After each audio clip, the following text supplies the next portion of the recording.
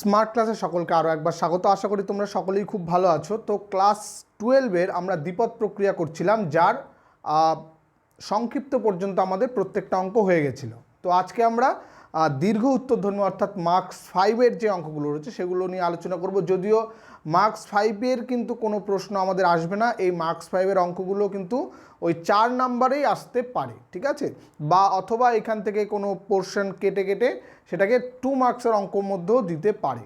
তো শুরু করার আগে আবার বলছি যে যদি চ্যানেলে প্রথম হয়ে থাকো অবশ্যই চ্যানেলটিকে সাবস্ক্রাইব করবে এবং বন্ধুদের সঙ্গে শেয়ার করবে, এবং যদি ভালো লাগে চ্যানেলটিকে অবশ্যই বা ভিডিওটিকে ভালো লাগে অবশ্যই লাইক এবং শেয়ার করতে ভুলবে না। তো চলো আজকের ক্লাস শুরু করি।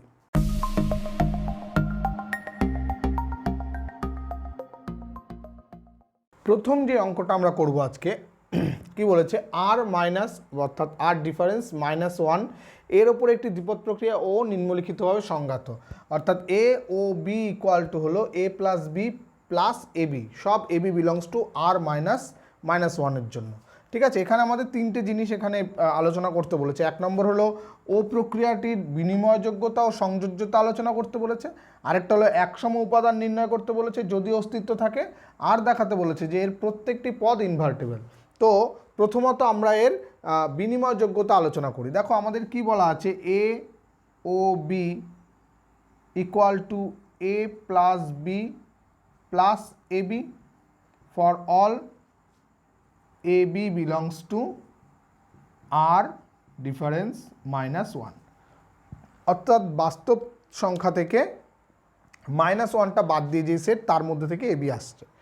তো এখান থেকে দেখো আমরা সরাসরি এরকম লিখতে পারি যে এটাকে আমরা B plus A plus B A লিখতে পারি, কারণ আমরা জানি যে যোগ এবং গুণ, বাস্তব রাশির ওপরে যোগ এবং গুণ সর্বদা কমিউটেটিভ হয়, অর্থাৎ নিজেদের মধ্যে স্থান বিনিময় করতে পারে।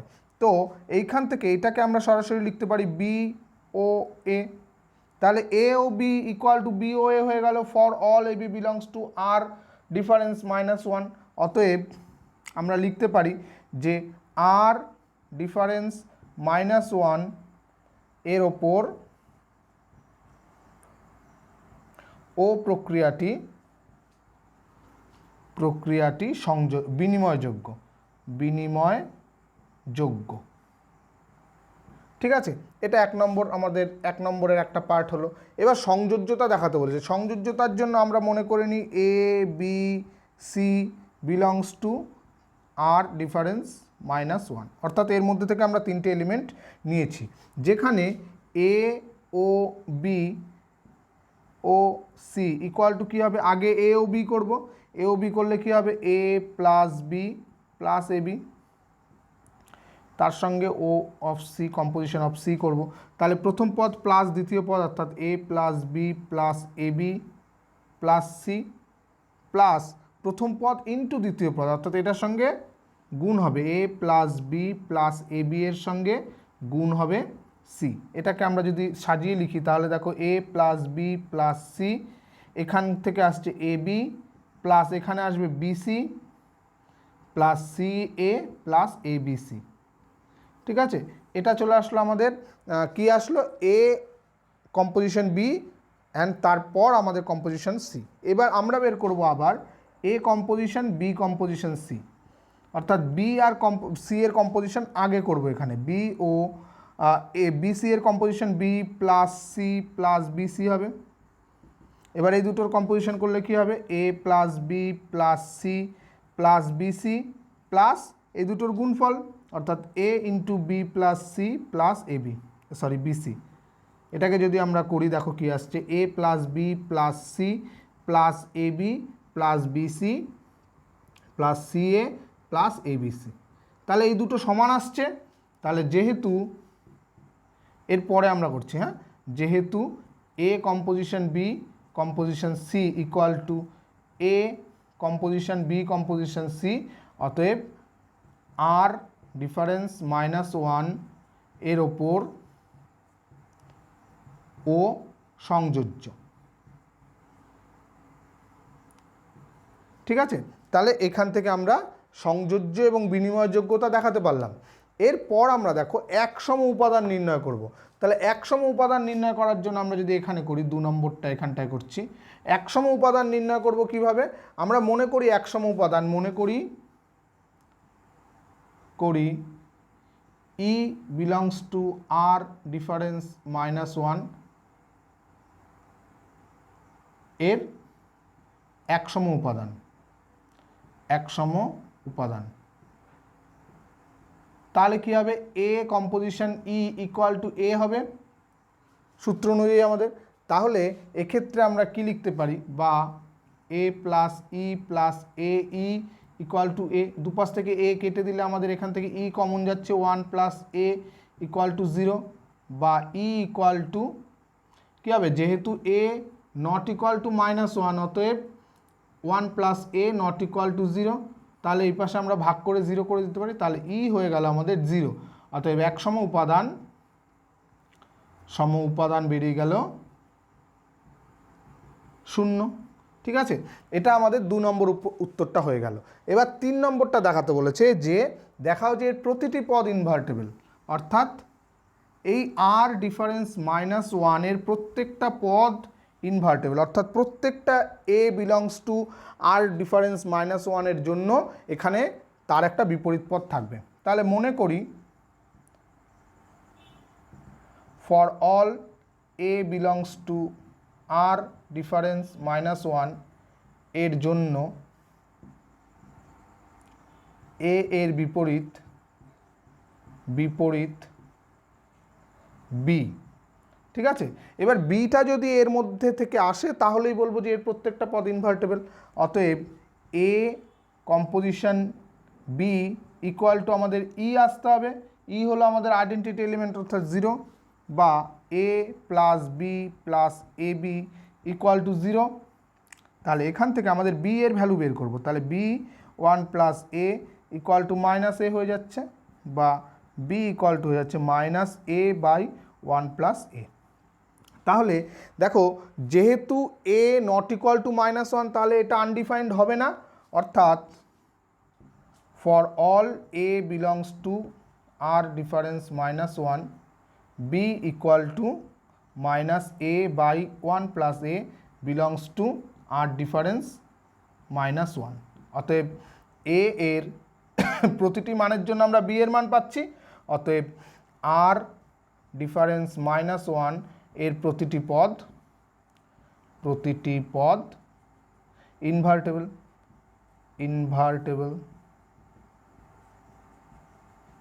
ঠিক আছে, খুব ভালো অঙ্ক ছিল এটা কিন্তু 4 নম্বরে দিতেই পারে। নেক্সট চলে আসছে আমরা 2 দাগের অঙ্কটা। 2 দাগের অঙ্কটা কি বলেছে? গুণ মডিউলো 10 দ্বিপদ প্রক্রিয়া A ইকুয়াল টু 1 3 7 9 সেটের ওপর সংজ্ঞাত। তাহলে 7 এই পদটির বিপরীত পদ আমাদের নির্ণয় করতে হবে। তাহলে আগে আমরা কম্পোজিশন টেবিলটা যেটা আছে সেটা আমরা যদি বের করে নিই তাহলে খুব সুবিধা হবে আমাদের। তাহলে গুণ মডিউলো 10-এর কম্পোজিশন টেবিল আমরা করছি। তাহলে 1 2 3 4টে এলিমেন্ট আছে, তাহলে আমাদের 5টা খোপ কাটতে হবে। 1 2 3 4 5, এখানেও তাই 1 2 3 4 5। তাহলে এখানে হলো গুণ মডিউলো 10 লিখবো আমরা, গুণ মডিউলো 10। আর পদগুলো 1 3 7 9 1 3 7 9। তার প্রোডাক্টগুলো কি হবে? গুণ মডিউলো 10 মানে কি? আমাদের পদগুলো গুণ করে 10 দিয়ে ভাগ করতে হবে, যেটা আমাদের অবশিষ্ট থাকবে সেটা এখানে বসবে, যেটা অবশ্যই 10-এর চেয়ে বড় হতে হবে।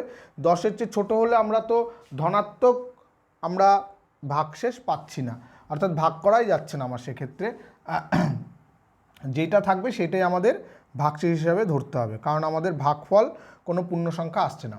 যাই হোক, 1 1কে 1ই থাকবে, 3 1কে 3, 7 1কে 7, 9 1কে 9।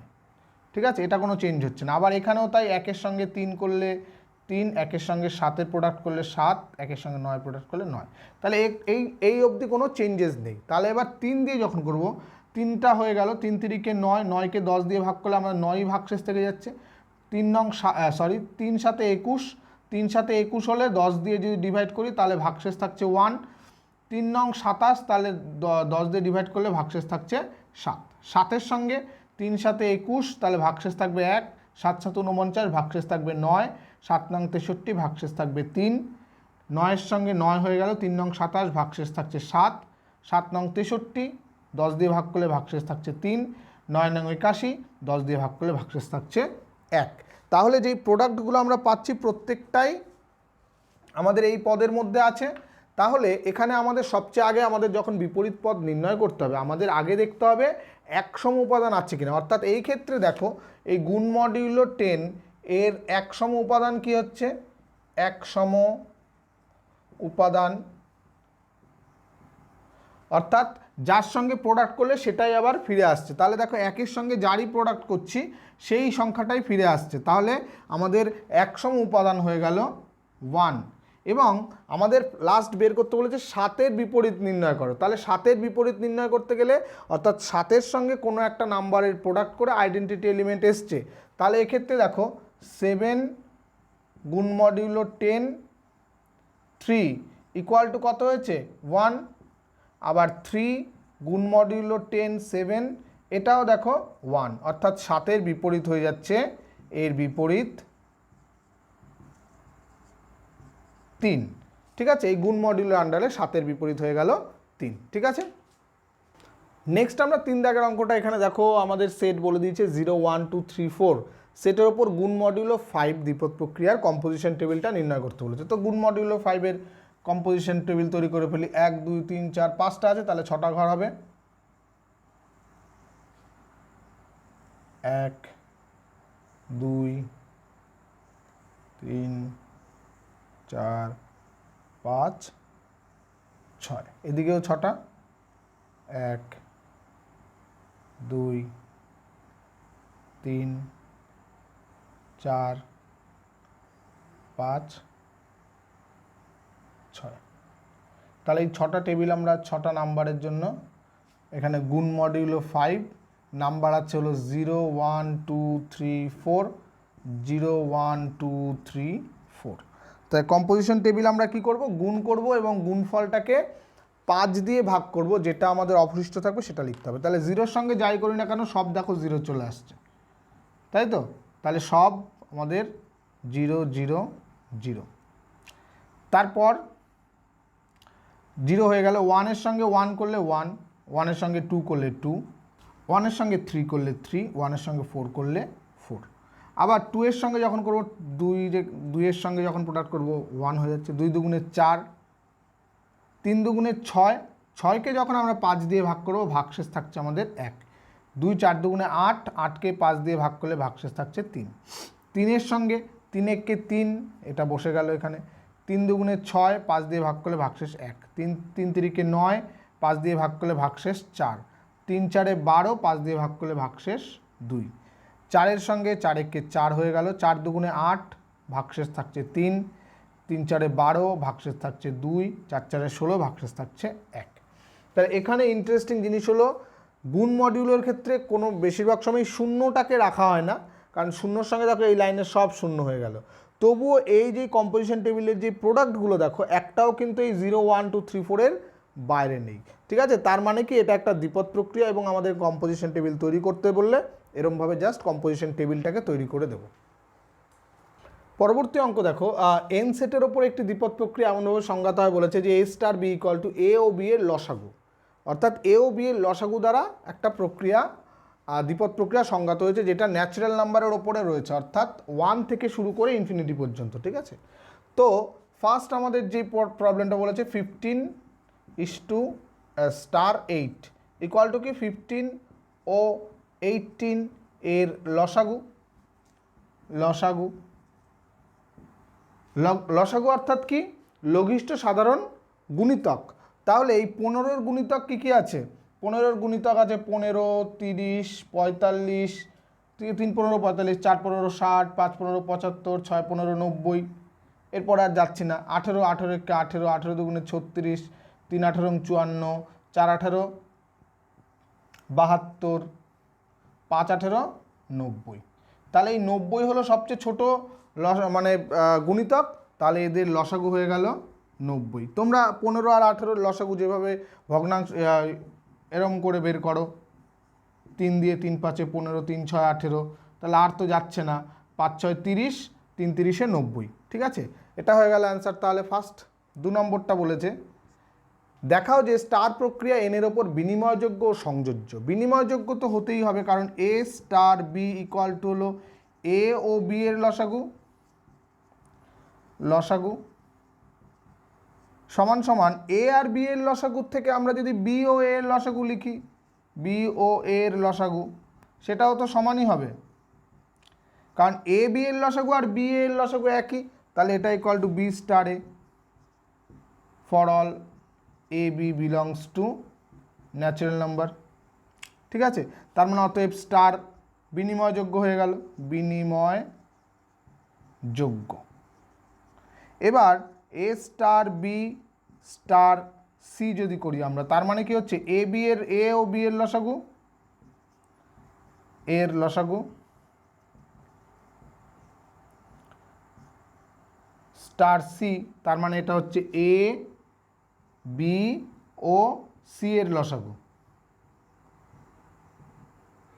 একই রকম আমরা যদি এ স্টার বি স্টার সি করি, তখন কী হবে এ স্টার বি ও সি এর লসাগু।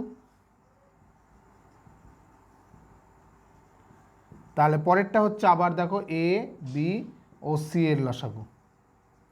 তাহলে দুটি সংযোজ্য হয়ে যাচ্ছে, অতএব স্টার সংযোজ্য। এটা খুব ইজি ছিল 2 নম্বরটা। এবার 3 নম্বরটা বলেছে আমাদের একসম উপাদান নির্ণয় করতে হবে। একসম উপাদান আমরা ধরে নিই, একসম উপাদান ই, মনে করি একসম উপাদান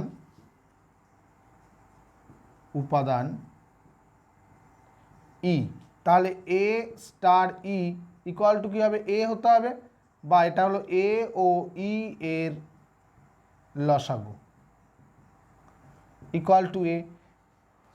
দুটো নাম্বার লসাগু এ ও ই এর লসাগু যদি এ হয়, তার মানে কি হচ্ছে, দিস ইমপ্লাইজ হচ্ছে ই সমান সমান 1। একমাত্র যদি 1 হয়, কোনো সংখ্যার সঙ্গে 1 এর লসাগুই সেই সংখ্যাটা ফিরে আসে। তাহলে একসম উপাদান বেরিয়ে গেল আমাদের 1। এবার বলেছে আমাদের 4 নম্বরটা, বলেছে এন সেটের ইনভার্টেবল পদ সমূহ নির্ণয় করে। ইনভার্টেবল পদ মানে মনে করি এ এর বিপরীত বি, তার মানে কি এ স্টার বি ইকুয়াল টু 1 হতে হবে। এ স্টার বি মানে কি এ ও বি এর লসাগু। এ ও বি এর যদি লসাগু 1 হতে হয়, তাহলে অবশ্যই এ ও বি দুটোকেই 1 হতে হবে। অতএব A equal to 1, B equal to 1, অর্থাৎ একের নাম্বার 1 এরই শুধু ইনভার্টেবল পদ আমরা পেতে পারি, একের বিপরীত 1। ঠিক আছে, আর কোনো নাম্বার নেই যার মানে অন্য দুটো নাম্বারের সঙ্গে লসাগু করলে 1 হবে। অতএব শুধুমাত্র কেবলমাত্র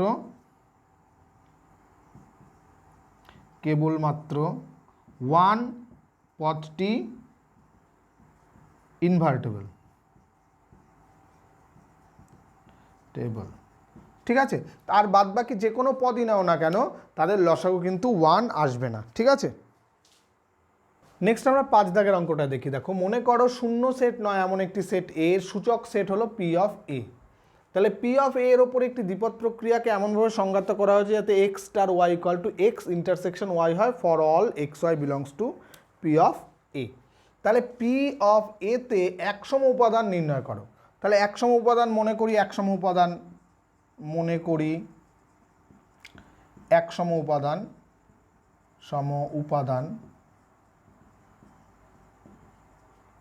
ই একটা সেট, আমরা এখানে ক্যাপিটাল ই ধরি,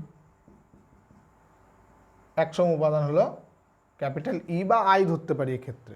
তাহলে X star E equal to X হতে হবে for all X comma E belongs to P of এ।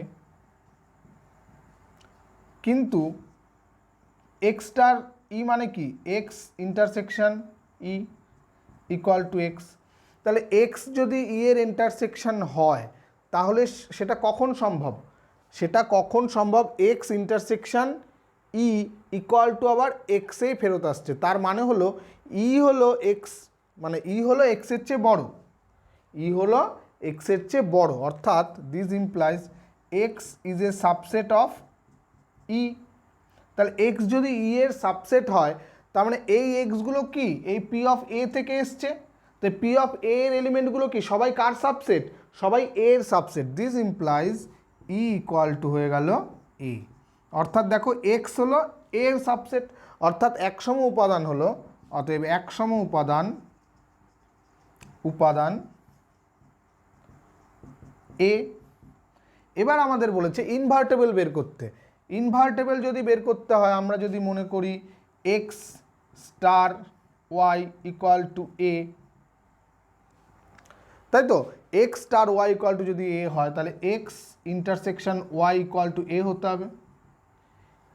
দুটো সেটের ইন্টারসেকশন এ হচ্ছে, যেখানে এই এক্স আর ওয়াই সবগুলো আবার এর কি এরই সাবসেট। তার মানে কখন সম্ভব? একমাত্র সম্ভব যদি X equal to A Y equal to A হয়। অতএব একমাত্র এ এর বিপরীত পদ এ হয়, অর্থাৎ এই একমাত্র ইনভার্টেবল পদ। ঠিক আছে, নেক্সট প্রবলেমে চলে আসি। তাহলে নেক্সট আমরা 7 দাগেরটায় চলে আসছি। দেখো 7 দাগের কি বলেছে, একটা সেট রয়েছে সি, তার সূচক সেট পি অফ সি, তার উপর একটা দ্বিপদ প্রক্রিয়া রয়েছে A star B equal to A difference B union B difference A for all A B belongs to P of C. প্রমাণ করো একসম উপাদান ফাই এবং for all A belongs to, এখানে ফর অল হবে, A belongs to P of C এর জন্য A invertible, অর্থাৎ পি অফ সি এর প্রতিটি পদ ইনভার্টেবল বলেছে। তো আমাদের এখানে A star B equal to বলে দিয়েছে এ difference B union B difference A. এটার যেই for all A B belongs to P of C, এটার যেই ভেন ডায়াগ্রামটা হবে সেটা কীরকম হবে? এটা যদি এ হয়, এটা যদি বি হয়, তাহলে এ ডিফারেন্স বি মানে হলো এইটুকু, এটা হলো এ ডিফারেন্স বি, আর বি ডিফারেন্স এ হলো এইটুকু। তাহলে এই যে অংশটুকু সেটা হলো আমাদের এই তাদের ইউনিয়ন। ঠিক আছে, এবার আমাদের যদি একসম উপাদান দেখাতে বলে, মনে করি একসম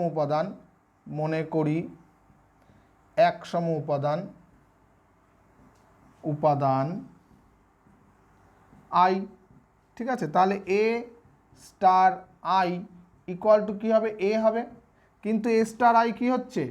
এ difference I union I difference A equal to A হচ্ছে। দেখো এবার যদি আমরা এই ভেন ডায়াগ্রামটা দেখার চেষ্টা করি, এর রেজাল্ট বলছে এ হবে, তার মানে এই পোর্শনটা কিন্তু ফাই, এই যে A intersection B equal to phi, তাহলে এ ইন্টারসেকশন বি যদি ফাই হয়ে যায়, তার মানে এখানে এ ইন্টারসেকশন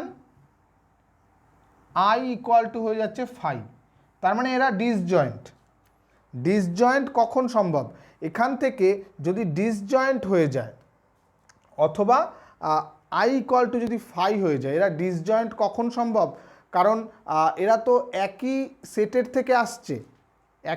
থেকে আসছে এবং ইন্টারসেকশন ফাই, তাহলে সমস্ত এর জন্য কিন্তু এই আইটা ডিসজয়েন্ট হবে না, কারণ এটাও এই পি অফ সি থেকে আসছে, আইটাও পি অফ সি থেকে আসছে, সমস্ত এর জন্য কিন্তু তাহলে ডিফারেন্স এই ফাই হবে না। তার মানে কখন সম্ভব? যদি আই ইকুয়াল টু ফাই হয়ে যায়, আই ইকুয়াল টু যদি ফাই হয়, তাহলে ফাইয়ের সঙ্গে যে কোনো এলিমেন্টের ইন্টারসেকশন ইকুয়াল টু ফাই হয়ে যায়, তার মানে আমাদের একসম উপাদান হয়ে যাচ্ছে ফাই। মানে এই জায়গাটা যদি ফাই হয়ে যায়, তার মানে কি A difference phi union phi difference A equal to এই হয়ে যাবে। ঠিক আছে, নেক্সট আমাদের বলছে যে প্রমাণ করো যে for all A belongs to P of C invertible. তার মানে কি? তার মানে হলো এ যদি ইনভার্টেবল হয়, মনে করি এর বিপরীত বি, তাহলে A star B equal to কী বলেছে, ইকুয়াল টু কী হতে হবে, আই হতে হবে। আই ইকুয়াল টু তো ফাই, দিস ইমপ্লাস তাহলে A difference B union B difference A equal to phi. তার মানে কি, কোনো দুটো সেটের ইউনিয়ন যদি ফাই হয় তার মানে হলো দুটো সেটই কিন্তু phi set. This implies A difference B equal to phi, আবার বি ডিফারেন্স এও ইকুয়াল টু ফাই। কখন সম্ভব? এটা সম্ভব তখনই যদি এ ইকুয়াল টু বি হয়ে যায়, অর্থাৎ এ নিজেই নিজের ইনভার্টেবল। তার মানে এই পি অফ সি এর যত এলিমেন্ট আছে সবাই সবার ইনভার্টেবল, অর্থাৎ আমরা এখানে লিখতে পারি for all A belongs to P of C এর জন্য এ ইনভার্টেবল। ঠিক আছে, বুঝতে পেরেছো নিশ্চয়ই। পরবর্তী অঙ্কটায় চলে আসবো। আমরা এবার করছি 8 দাগের অঙ্কটা। 8 দাগের অঙ্কটা দেখো অনেকটা আগে একটা অঙ্ক করেছিলাম তার মতোই। কি বলছে এখানটা দেখো, ন্যাচারাল নাম্বারের সঙ্গে জিরোর ইউনিয়ন করে নেওয়া হয়েছে, অর্থাৎ ন্যাচারাল নাম্বারের সঙ্গে জিরোটাকে একসঙ্গে নিয়ে নেওয়া হয়েছে, অর্থাৎ হোল নাম্বার হয়ে গেছে এখানে। তাহলে এখানে যে দ্বিপদ প্রক্রিয়াটা বলেছে যে এ comma B star C comma D, এটা হলো সেই কার্তেশিয়ান প্রোডাক্ট আমরা পড়েছি, সেই কার্তেশিয়ান প্রোডাক্টের এই এরকম কার্তেশিয়ান প্রোডাক্ট হিসাবে দেওয়া আছে আর কি। তাহলে এখানটায় বলে দেওয়া আছে এ plus C comma B plus D হবে। এখান থেকে আমাদের প্রমাণ করতে হবে এই দ্বিপদ প্রক্রিয়া বিনিময়যোগ্য এবং সংযোজ্য। ফার্স্ট আমরা বিনিময়যোগ্য দেখাবো। A comma B star C comma D equal to আছে আমাদের A plus C comma B plus D for all A B comma C D belongs to A. এখানকার যে এ রয়েছে, ঠিক আছে, তাহলে এখান থেকে তো আমরা এটাকে লিখতেই পারি C plus A D plus B. যেহেতু এ বি সি কোথা থেকে আসছে, A B C D belongs to natural number union zero. এর মধ্যে থেকে যাই আসুক এগুলো এ মানে এরা কমিউটেটিভ হবে প্লাস, তাহলে ইকুয়াল টু এটাকে আমরা লিখতে পারি বি কমা ডি, সরি এটা উল্টো হয়েছে, সি কমা ডি স্টার এ কমা বি। তাহলে দেখো এরা বিনিময়যোগ্য হয়ে গেল, অতএব স্টার এর ওপর এর ওপর বিনিময়যোগ্য, ঠিক আছে। নেক্সট আমরা দেখাবো সংযোজ্য কিনা। তাহলে A B star C D, আমরা আরেকটা নিই ই এফ।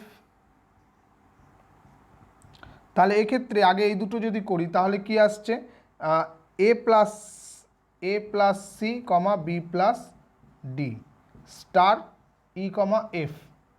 তাহলে এই জায়গাটায় কি আসবে এবার, তাহলে A plus C plus E comma B plus D plus F. তাহলে এইটা দেখেই বোঝা যাচ্ছে যে এটা সংযোজ্য হবে। তাহলে তাও করে দেখতে হবে আমাদের A comma B star C comma D star E comma F equal to কী হবে, এ কমা বি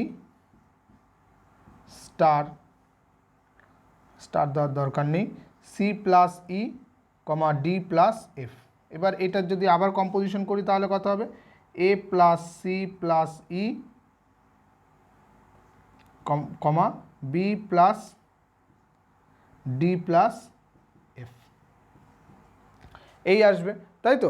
তার মানে এরা সংযোজ্য হয়ে গেল, অতএব সংযোজী স্টার এর ওপর সংযোজ্য, ঠিক আছে। এরপরে আমাদের একসম উপাদান দেখাতে বলেছে 0 0 হবে। একসম উপাদান 0 0 হওয়ার অর্থ কি, একসম উপাদান 0 0 হওয়ার অর্থ আমরা ধরে নিই একসম উপাদান ই এফ, মনে করি একসম উপাদান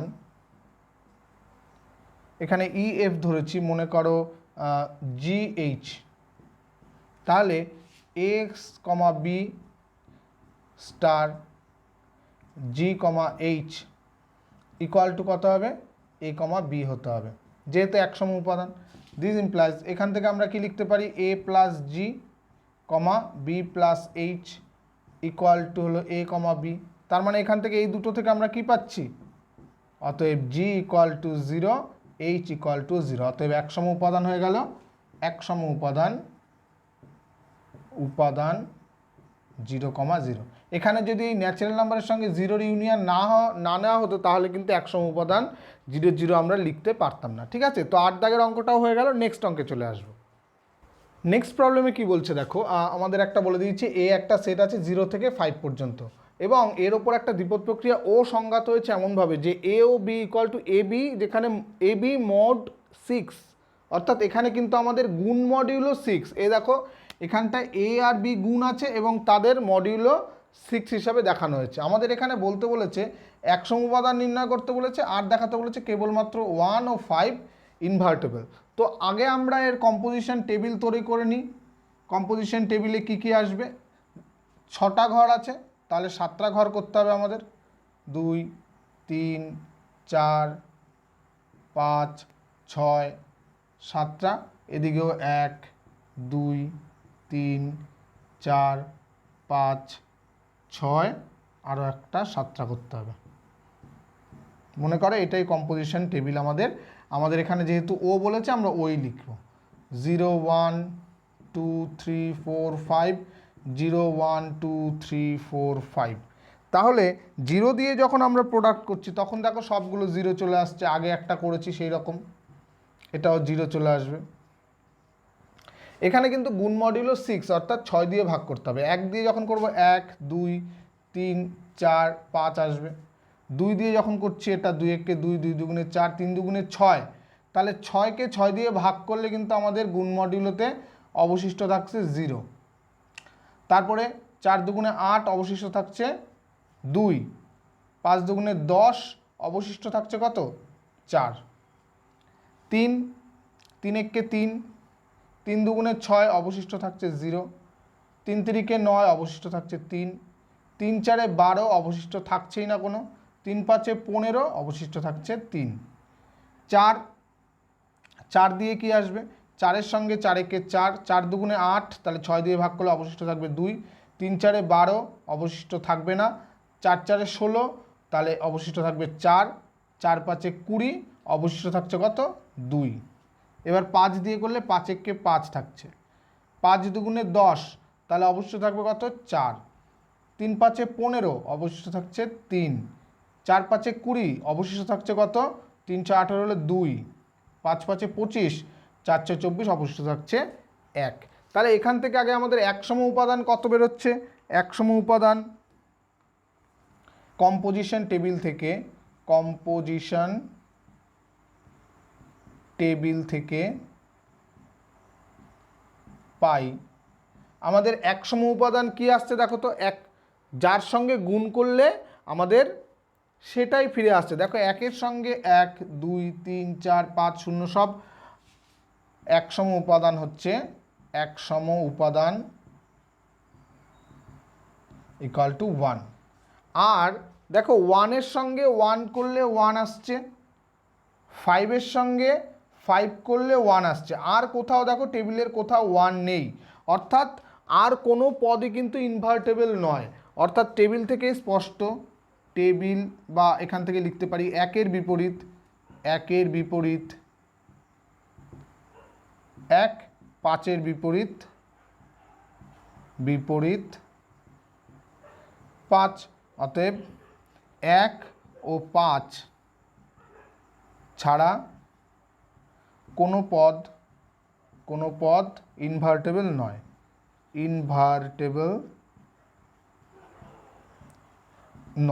ঠিক আছে।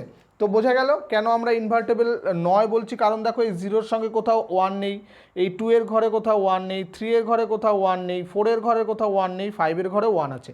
এখানে আরেকটা জিনিস তোমাদের কাছে স্পষ্ট করা দরকার, দেখো এখানে কিন্তু যতই প্রোডাক্টগুলো এলোমেলো হোক না কেন, একটা প্রোডাক্টও কিন্তু এই 0 1 2 3 4 5-এর বাইরে নেই। যদি বাইরে থাকতো তাহলে কিন্তু এই টেবিলটাকে কিন্তু আমরা দ্বিপদ প্রক্রিয়া বলতে পারতাম না। ঠিক আছে, তো 9 দাগ পর্যন্ত আজকে অঙ্ক হলো, আজকে এই পর্যন্তই থাকবে। বাদবাকি অঙ্কগুলো নেক্সট ভিডিওতে করব। খুব ভালো থাকবে, বেশি বেশি করে অঙ্ক করবে। Thank you.